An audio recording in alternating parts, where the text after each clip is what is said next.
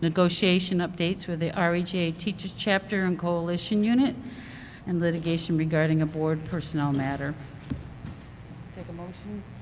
Nikki and Jennifer, all in favor? Aye. Any opposed? Motion carries.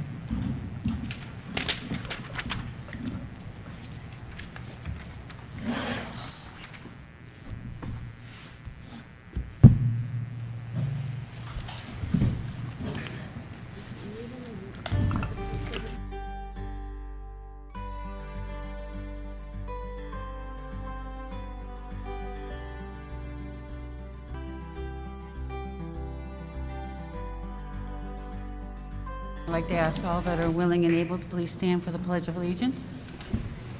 I pledge allegiance to the flag of the United States of America and to the republic for which it stands, one nation, under God, indivisible, with liberty and justice for all.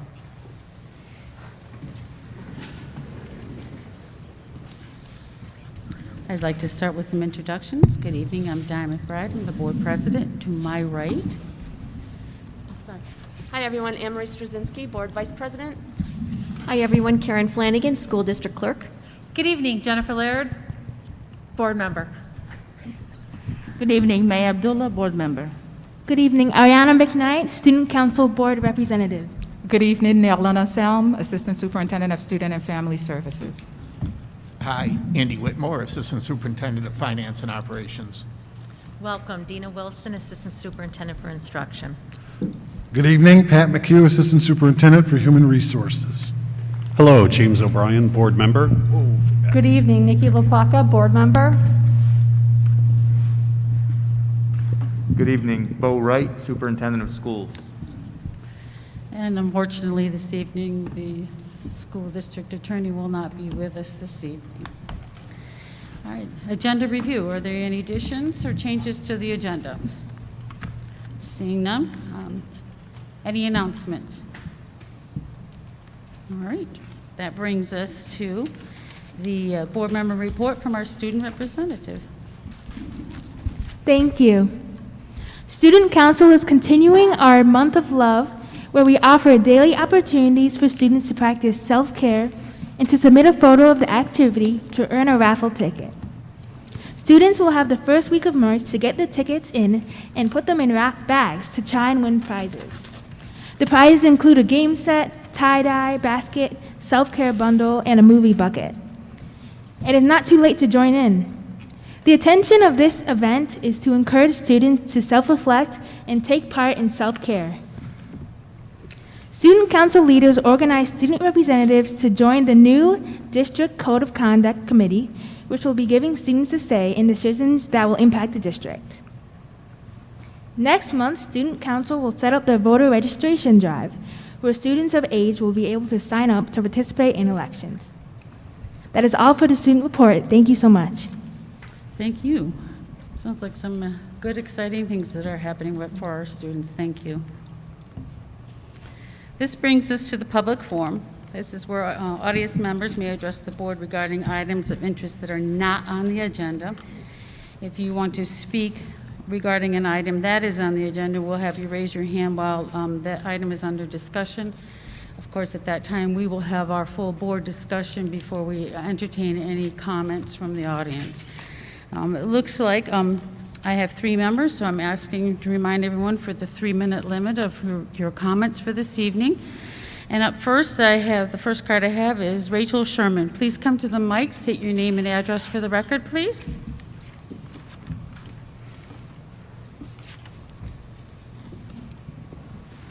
Good evening, Rachel Sherman, 15 Glenacre Drive. I'm here tonight to join the public call that you reinstate Mr. Doug Rivers to his elected position on the board. Last month, Judge Taylor of the New York Supreme Court ruled in favor of Mr. Rivers' request for a declaratory judgment that you violated the open meetings law when you, quote, in fact discussed whether to allow the town to use school facilities for summer camp, close quote, in executive session instead of in public. Your removal of Mr. Rivers was based on the fact of this discussion, which you now know should have been held in public, not behind closed doors.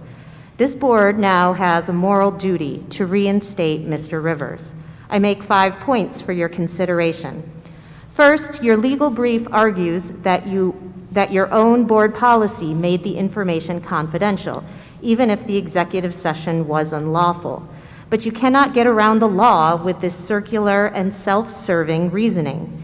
Your position is anti-democratic, rife for abuse of power and corruption, and invites continued violations of the law with impunity.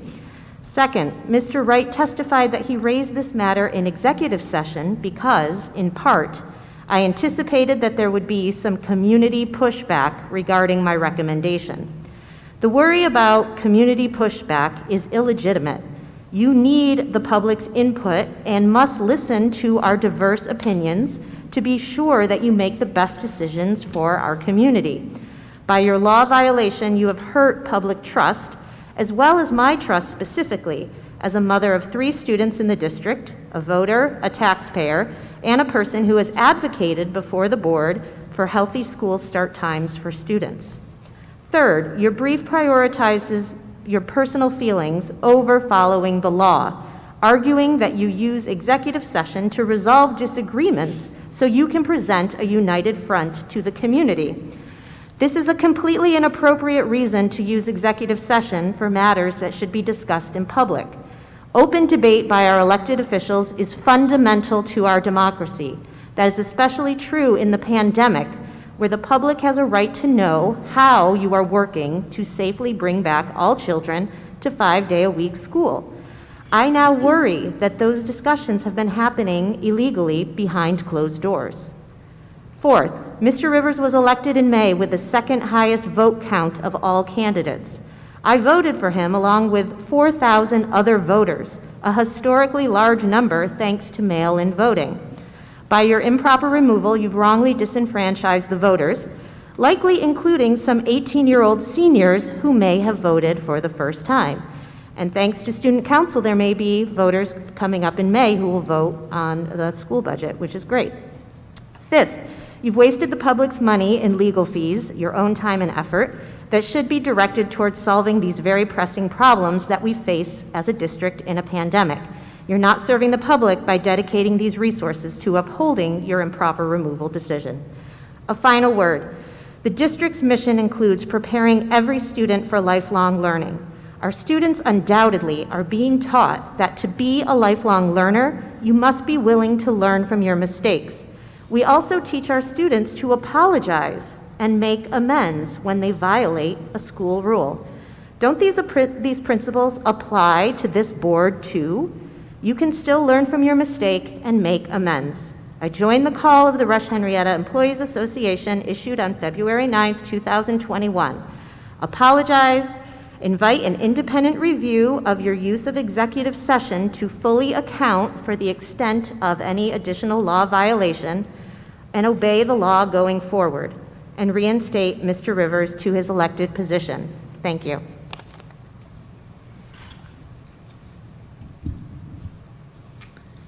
Next up, I have David Stevenson.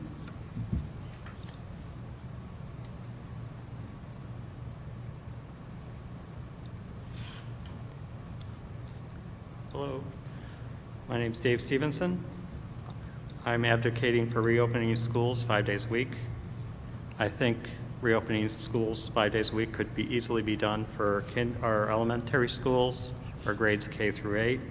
The CDC director says that schools can safely reopen without vaccinating teachers. According to an article in the Democrat and Chronicle, millions of kids may skip kindergarten or other grades as parents choose to homeschool and schools may lose funding. Based on yesterday's Monroe County legislator meeting with Dr. Mike Mendoza, superintendents now know that Mendoza has no authority to dictate how schools open. The Perry School District is one school district that is offering 3 instructional models: in-person, hybrid, and remote. Its plan for in-person education is 5 days a week. I also hear that Mount Morris is also open for 5 days a week. Onondaga County is considering reducing 6-foot social distancing in schools to allow more kids into class. As I understand it, state mandates either 6-foot social distancing or barriers, and barriers allow more children to attend in-person school. Another Syracuse editorial says that remote school is emotionally crushing our children. It's time for Superintendent Bo Wright to come up with a plan for reopening schools. Thank you. Thank you. The third card I have in front of me is Phyllis Wickerham. Do you want to come up to the mic, please? Is it all right if I take it off? Yes. Thank you. Hi there, Phyllis Wickerham. Although a parent in the school district, a longtime resident of Rush-Henrietta, I am here tonight to, as a representative for Senator State Gallivan. As you all know, I am the community representative for his office here in the Monroe County area portion of his district. Every year I like to come out and say hello, see how things are going. It's kind of ironic that last year, about this time, was the last time I attended an open forum of a school board meeting, and Rush-Henrietta happened to be my last school board meeting of the year, so I'm very happy to be back here again this year, in person rather than Zooming. I know that you understand the Senator is always listening to the concerns. Last month, we held a virtual Zoom with all of the school superintendents in the 59th school district. Superintendent Wright was there. Very much appreciate your comments to us. We do understand the magnitude of what you've been going through these past several months, and you know that the Senator is always looking for your input and your concerns so that when he's on the Senate floor, he can swing that bat so that people in his district are very well represented with your positions and your concerns. What I'm here tonight to say is please, our door is always open. You know how to get in touch with me. We are always looking for your feedback, your information, and thank you for having me again tonight. Thanks for being here, Phyllis, and send our regards to the Senator. We do appreciate the working relationship we do have with him. Most collaborative and helpful, and I'm sure we'll be leaning on him even some more as we try to come out of this pandemic. Is there anyone else in the audience this evening that would like to speak in the public forum?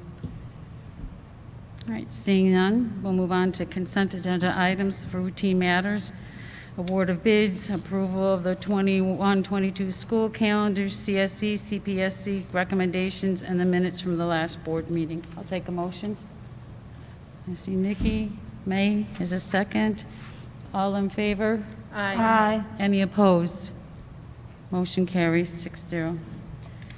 Next up is personnel actions, and we have 8A and B, and I'll take a motion to accept. I see Mrs. Laird. In a second, James. Any other questions or discussions? All in favor? Aye. All right, motion carries 6-0. Excuse me, Diane. I'm sorry? I think we should have two separate, You think it should be two? yes. Okay, we'll back up. So that'll be Jennifer and James for 8A. I will take a motion for 8B. Mrs. LaPlaca and Mrs. Laird, okay. All in favor? Aye. All right, motion carries. Anybody, any nays?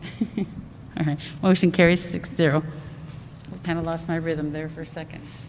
This brings us to one of our favorite pieces, our workshop on budget development, and I will turn it over to, who goes first? Well, I'll just say that tonight we're going to be discussing the tax levy cap, and we're going to be discussing the tax rate with you as well in the revenue budget, sharing some information that came out of the Budget Advisory Council last night, and we're going to be seeking your feedback as far as next steps go. I'm going to turn it over to Andy and let him get into the specifics with you. Yeah, within the package, there was a memo describing some of the considerations we go through as we determine the tax cap. By law, we have to submit it March 1st, so that's why we need the board's final consideration and approval tonight. When we reviewed the preliminary tax cap last board meeting, there's a lot of uncertainty around pilots, and pilots greatly impact the tax levy. Some of the biggest uncertainty, of course, is Marketplace Small, which is our largest pilot, but has been declining in value. So the board over the last few years has agreed to reductions in that pilot. There was some speculation that pilot might be canceled. The current speculation is it won't be canceled. We did reach out to the head of Comida, and she wasn't aware of any cancellation request. So, but we do anticipate a continued reduction, and that definitely will impact the tax levy, which in return affects the tax rate.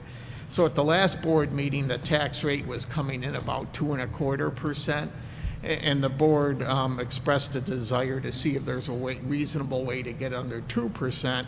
So we did adjust our estimate for the reduction in the Marketplace Small pilot.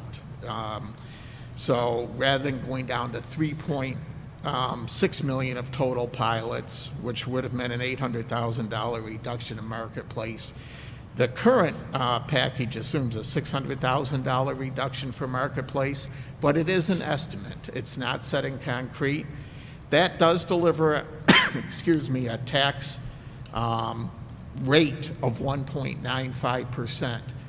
As the superintendent mentioned, last night there was a lively discussion at the Budget Advisory Council when we discussed this with the BAC. There were a few people who would like to see a flat tax rate, so a zero tax rate increase due to the economic uncertainty from the pandemic. Probably the majority of the people thought that the proposed 1.95% was adequate, but there are also a number of people who thought it might be good for the community to show the community we understand the difficulties they're operating under, whether it's parents who have to work from home and help with their kids who are learning from home, or just other economic impacts that are affecting them. So there was some discussion, is there a way to get it down to 1.5%?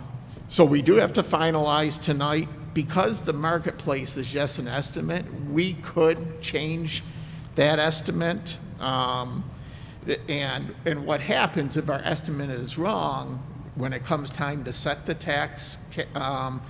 tax levy, we would have to just adjust our appropriated fund balance to offset it if we fall short. So just to remind folks who are in the public, when we set the tax cap, that's the tax levy, and the tax levy are the total amounts that the school district can collect from the taxpayers. That is then part of the formula used to calculate the tax rate. The tax rate is the tax levy divided in the total assessed value of all property in the district. And that's something else that we don't know as we speak tonight. The tax rolls aren't finalized until the end of April, and then there's an appeals process, so we don't know what the assessed value will be. So there are uncertainties. And the other piece that raises some uncertainty is our growth factor. We had by far the highest growth factor in the county this year, and that's thanks to the RG&E project on East River Road that was completed. So typically that's new development, so the taxes from that will not affect our other taxpayers or the tax rate.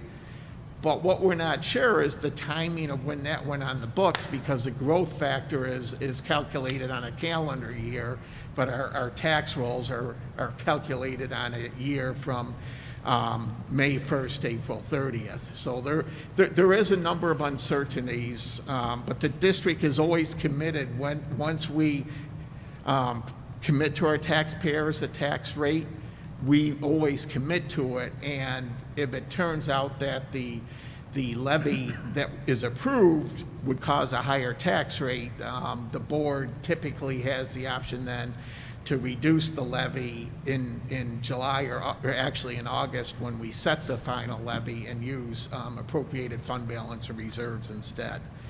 So that's a long-winded discussion to basically say, you know, this is an estimate, and does the board have an interest in revising the 1.95% that's proposed for tonight?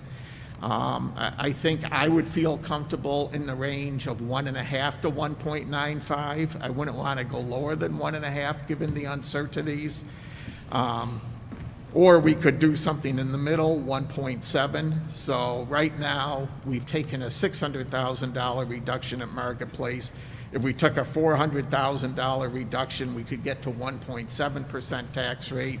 Or if we took a $250,000 reduction, we could get to 1.5. And I don't know, Mrs. LaPlaca, you were there last night. Would you like to offer some insight? It was a great discussion last night. A lot of people spoke up. There was several members at the end of the meeting talking about the 1.5% because of the impact. And one parent spoke up and saying, you know, she had to reduce her hours at work because her kids are home 3 days a week. And so their income has drastically dropped. And a lot of people chimed in as well about that. I think, you know, I went through the numbers afterwards because I was really looking at this, and that spoke to me. Having these parents have to take time off, pay extra daycare costs, reducing it, even if it's in the middle, something, reducing it more for these people, that really spoke volumes. Just knowing that these parents are hurting, whether they've lost jobs or had to quit altogether, reduce their hours, everything. So it was a really great discussion. People were very candid. We did vote to look at how many people were okay with the 1.95. A big percent were, but then at the end, people started discussing the 1.5, and many people were talking about that as well. If we were to reduce that, Andy, are there any, besides us having to use more of our reserve funds down the road, fund balance, are there any penalties to us by not going up to that 2%? Yeah, there are a couple of concerns. One is you lose the growth on that forever, so it resets your growth at that lower level.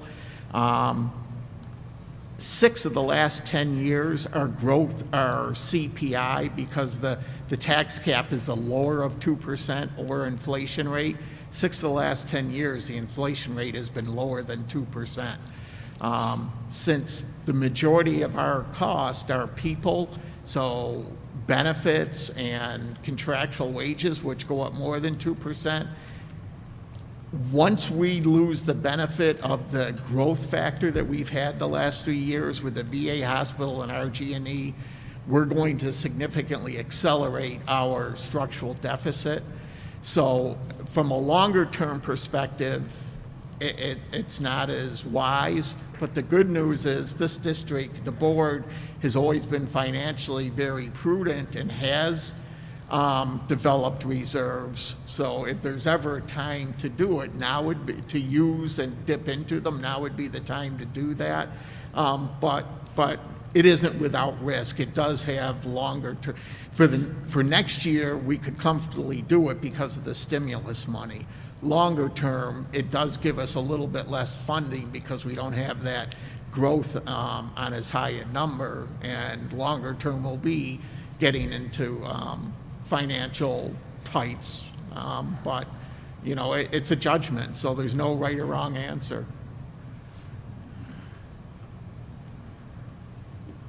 Anybody else have some questions for Andy on that? Okay. I'm sure you have more to share with us. Well, really, what I need is really a decision. We can, the resolution is written for a tax levy of 86.8 million, but that delivers a 1.95% tax rate. It's under the tax cap. Or would the board like to entertain something lower, either 1.7 or 1.5? And then we would have to update the resolution to reflect the lower levy to deliver the lower tax rate. I know I would like to lower it more than what it is, whether it's 1.5 or 1.7. Yeah, I think if we're ever gonna do it, this is the time to lower it.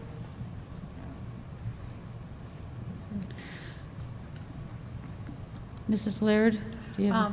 Yeah, I would agree to lower it. Okay, James, would you keep it, or would you want to lower it? Because then the conversation becomes what would be the rate if we wanted to lower it. I'm torn too, James. Yeah, I mean, I absolutely hear all of the concerns as to what was raised last night at BAC. I don't know, this is a tough one. Andy, I have a question. Mhm. You might not have the exact numbers, but I know you said last night the 1.95, or maybe Bo said this, it was about $3 a month for a $150,000 home, correct? Approximately, yeah. Yeah. Yeah, the actual number is about a little under $5 a month. A little under 5, Yeah, we okay. went and double checked. We were Do winging you, it. do you know what it would be at the 1.5 and 1.7 approximately? Yeah, it'd be just a little under $4 a month at the 1.5. So it'd be in between, $4.50 at the 1.7.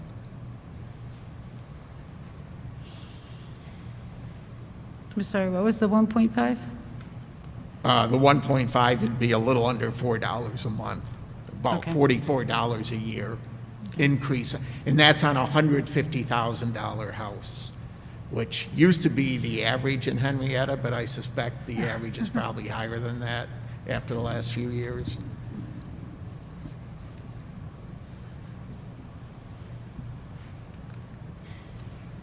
All right. I need someone to, I see Nikki calculating over there. I would be comfortable meeting in the middle at like 1.7. I would be comfortable with that. I would be as well. Yep.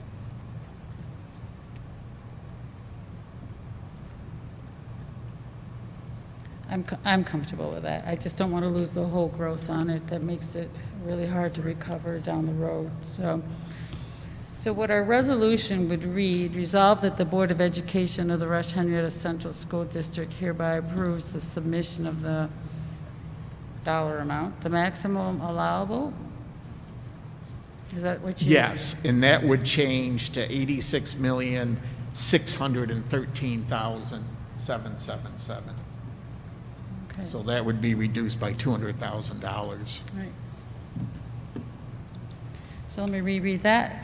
Resolved that the Board of Education of the Rush-Henrietta Central School District hereby approves the submission of the maximum allowable levy of $86,613,777 as calculated in accordance with guidance set forth by the State Comptroller, the Commissioner of Education, and the Commissioner of Taxation and Finance. This levy limit represents an increase of, what percentage was that from the prior year? It's probably about a 4.5%. 4.5% Yeah. from the prior year, but is within the tax cap and does not require a supermajority vote. All right, I see Mrs. LaPlaca making a motion, and a second from Mrs. Abdullah May. Any other questions or discussion? All right, I'll call the vote. All in favor? Aye. Any opposed? Any abstentions? Okay, So the motion carries 6-0. And just to finalize the impact on the revenue statement, then, it'll change a little bit. The real property tax number that you see of $79,891,000 will be reduced by $200,000, but the payment in lieu of tax line of $3,800,000 will be increased to $4 million. So our bottom line revenue stays the same, which is a little bit different than last time because of the change we made. The appropriated fund balance is now $2.5 million versus $2.7 million from last time. That change came when we went from 2.2% to 1.95, and now we're going to the 1.7%. But those are the only changes. The bottom line revenue stays the same, the $139.5 million. And I would anticipate we'll see updated documents in the very near future. Yes. Thank you. Thank you, because I won't remember all those numbers. All right. Anything else under the tax levy cap and revenue budget? All right. This brings us to our district policy regulations and exhibits. And this is the second read, so we're not going to flip through each of those. So I would just ask if there are any corrections or changes that anyone feels are needed to those. If not, then I will take a motion to accept those policies, regulations, and exhibits. Mrs. Laird, second by Mrs. Abdullah. All right. All in favor? Aye. Any opposed? Any abstentions? Okay. Motion carries 6-0. This brings us to the superintendent's report. Okay, thank you. There were 3 written items that were submitted for your consideration, one being the mid-year district priorities update, the other being the student disciplinary referrals report for the first semester, and an update regarding the urban-suburban program. Are there any comments or questions on any of those items? No, just thank you for the urban-suburban update that I was looking for. Thank you. Just a couple things to note regarding that report. One is that the first cohort of students that we, getting some feedback. Yes, there's a little feedback, so I'm just trying to decide if it's me or... Maybe me. Our first cohort is now at the high school. They're in 10th grade, growing up quickly. And the other thing that I would like to note, because it's something that I do want to have further conversation around, is I would just like to see us take more of a leadership role when it comes to the urban-suburban program. And I would like to see us look at ways that we could extend that program, and Nerlan and I have had some extensive conversation around that. We actually were preparing to submit a proposal for your consideration prior to the pandemic. And then, as of March, plans changed a bit, and our focus had to change. But I would like to circle back around at some point and discuss some ideas that we have with the board and some strategic ways that we could grow the program and offer more opportunities to kids. Just a couple things that I'd like to mention as far as oral information goes. One is that we finalized approval today for a spring play here at the high school, so we're excited about that.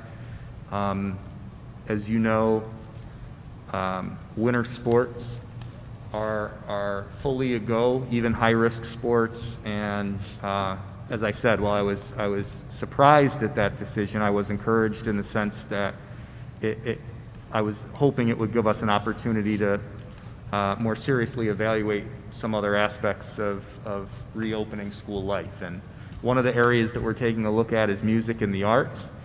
And so we're reviewing proposals as they come in.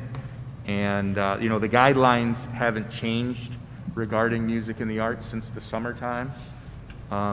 You can wrestle without a mask, but if you're playing an instrument, you still have to be 12 feet apart. So we have to take those things into consideration as we're evaluating proposals. But we're excited to be able to offer a spring play here at the high school, even though it probably is going to look a little bit different than it's looked in the past. One of the things that we're going to have to consider is that in supporting that endeavor, we also may have to change our venue for board meetings because they will need access to this space. And so that's one of the things that we'll be looking at, and then we'll be making a recommendation about where we may need to find a new home, at least temporarily. So more information to follow. Yes.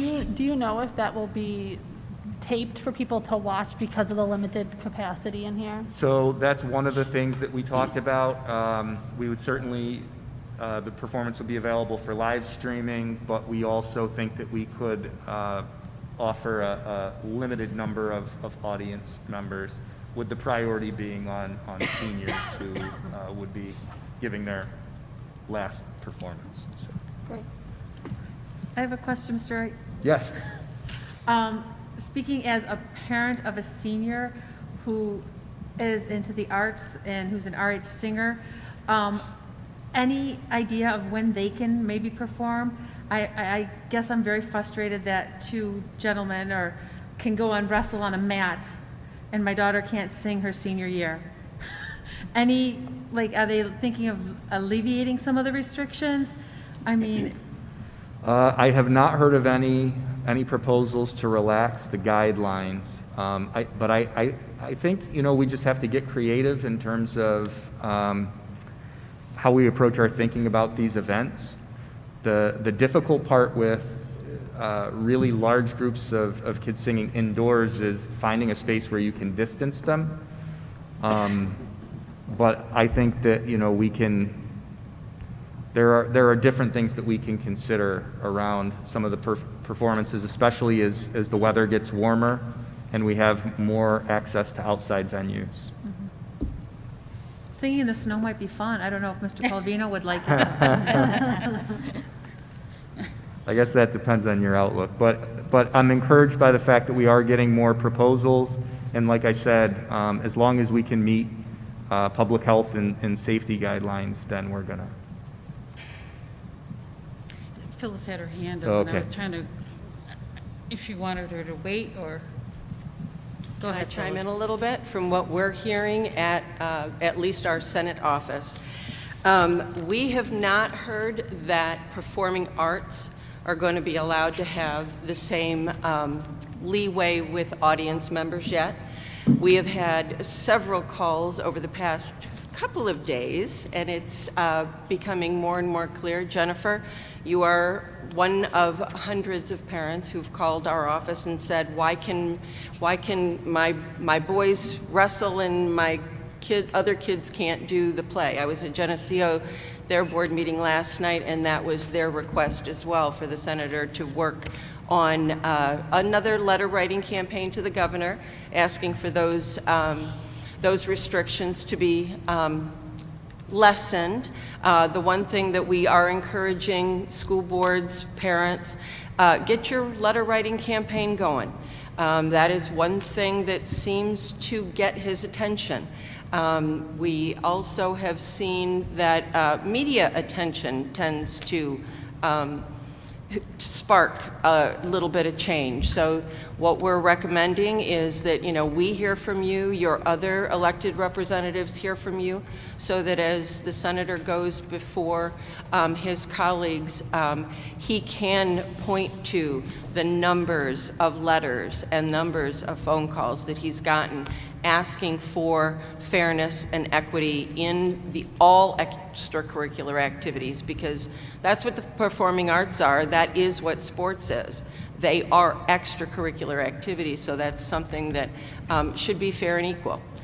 So I encourage those types of things. I spoke with the senator today. He's anticipating the more input that he gets from the superintendents and the associations. We have a Zoom meeting with Music Parents Association members this coming week, and I'm assured that that's what the topic is going to be. So there may be a letter going to the governor regarding your issues, your concerns. So we just need to hear those stories from you. Thanks. Thank you for your advocacy, Phyllis, and thank you to the senator. He's been a great partner to us.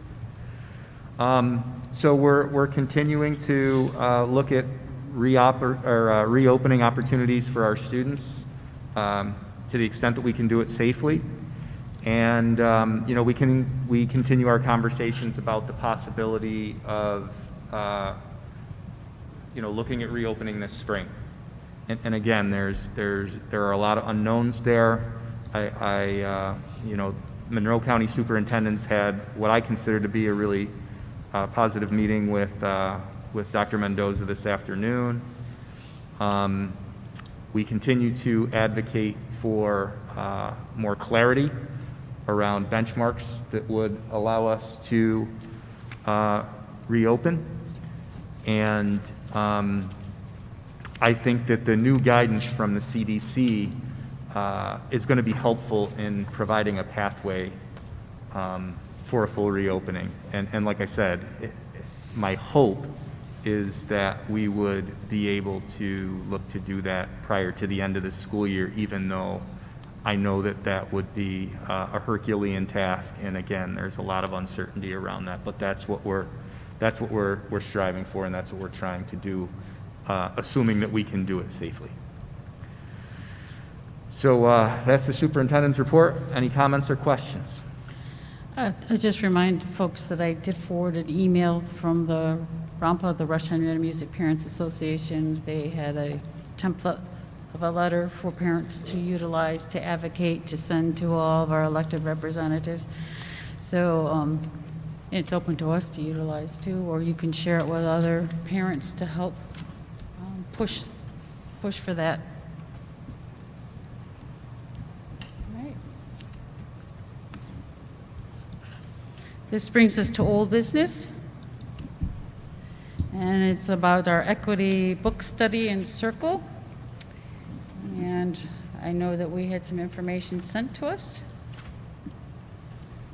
And I think the conversation really is about the time and place for us to have it. It looks like the recommendation was made for us to meet in person because it's more meaningful that way to have our circles.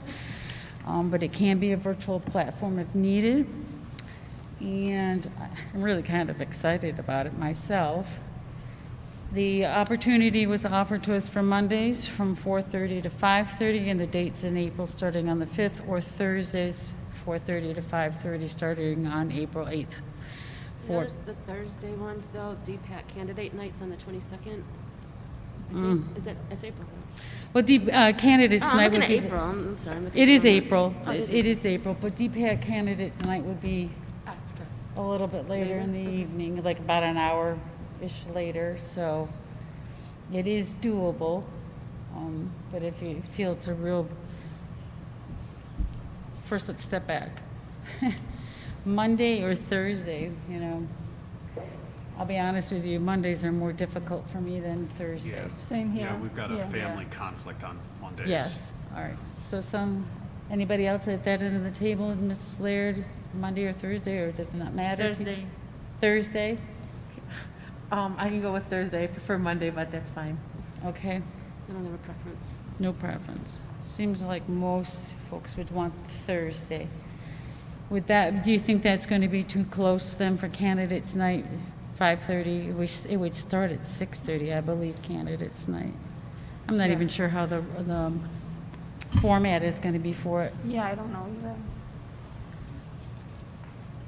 All right, so we'll go with the Thursday. It looks like a consensus, Thursday from 4:30 to 5:30, April 8th, 15th, 22nd, and 29th for our in-person. Everybody's good with in-person?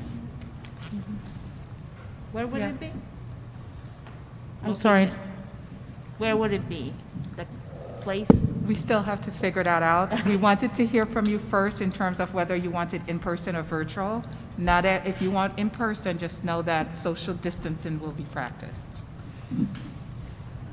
All right, so they'll get back to us with the place. So we have our dates and our time, and we will have a place forwarded to us.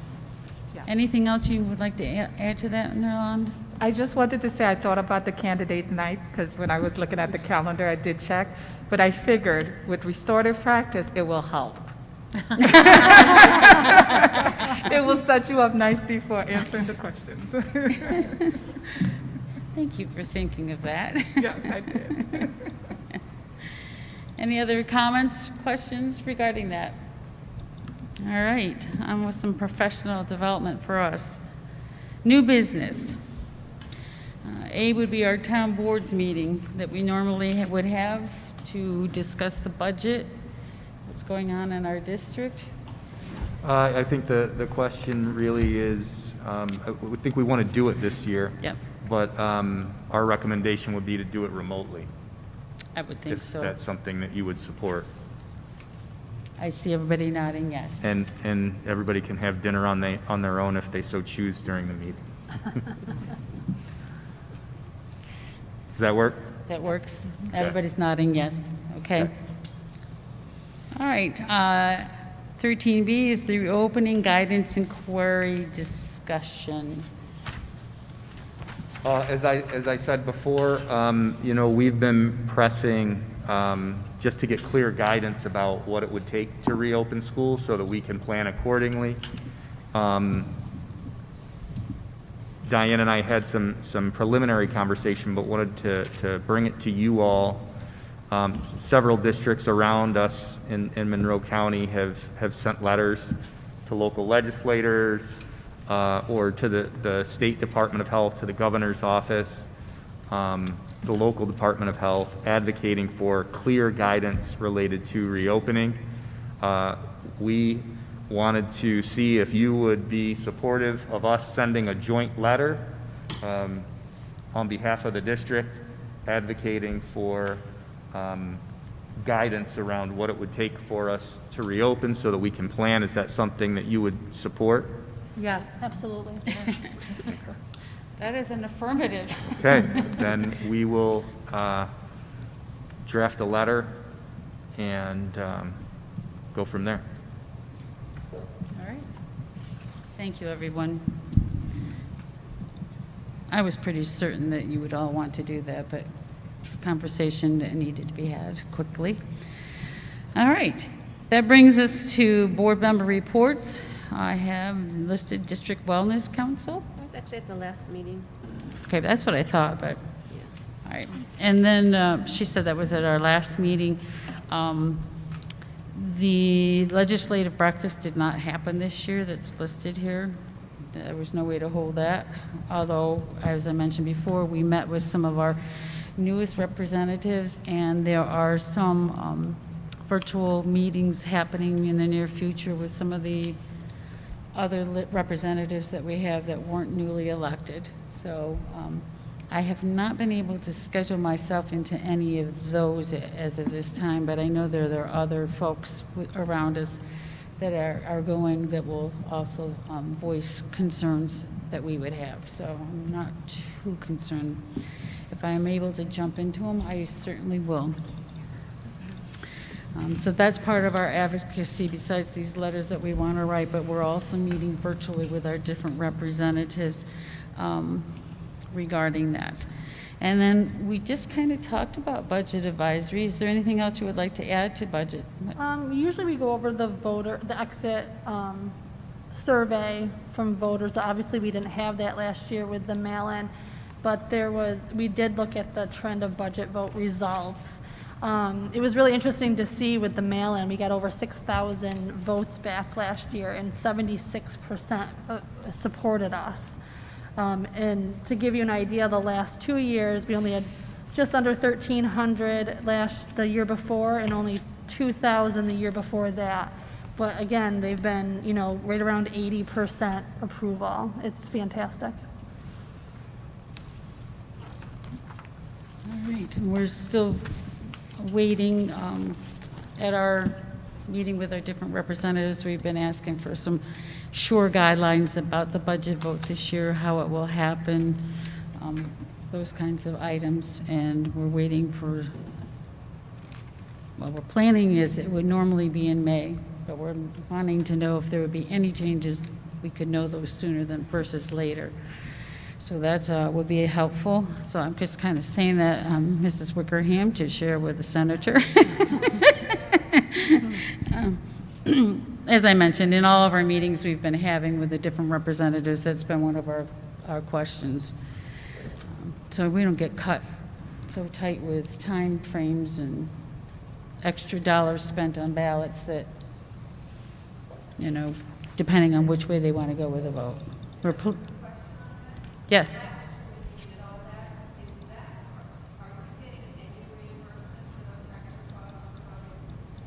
Not to my knowledge. No.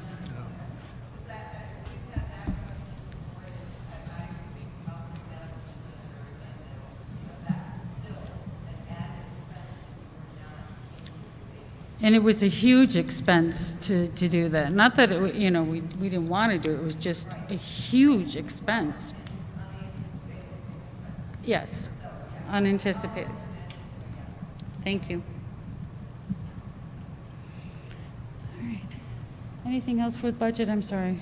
Nope, that's it. I wanted to ask about I wanted to ask Bo about the award that the athletic fields won, and I wanted to know how did that happen? Did somebody nominate them? It's great. I'm really happy that, because a lot of work went into it. Yeah, we're really proud. I mean, everybody up on stage was at graduation last year and had the opportunity to see how beautiful the fields look. That's Andy's crew. I'm gonna have him speak to it. But we're really proud of the award. The design for the field received recognition, and so I'll let Andy speak to that. Yeah, actually, the sales rep from Pioneer did help us out last year, and he was so impressed with how it looked. He heavily encouraged our grounds crew to submit it to his firm. Pioneer is a national firm, and so Derek Brown, the head of our grounds department, did submit it, and you saw the results today. So they were very proud of the work they did. They felt very rewarded that they made it special for our students, and then to be recognized at a national level as well. They were very pleased with that. So it was all around a win-win. We think our families and students appreciated it, and the grounds crew got some recognition too. Yeah, great job. Yeah. Congratulations. Thank you. Anybody else have anything? I do. I met last night with the Henrietta Youth Assessment Team. I'm sorry. That's okay. We missed you there. It was a great meeting. They were looking at what they're going to finish up doing for the rest of their season or the year, and they're looking at different ways to help recognize the seniors at that meeting, and just looking at different ways they can help in the community, different things like doing some pay it forward and some volunteering within the community. So we meet again next month. So it was a kind of short, sweet, and they also helped this old person learn some new technology. Instead of Kahoot, there's, oh my God, I wrote it down, I can't think of it.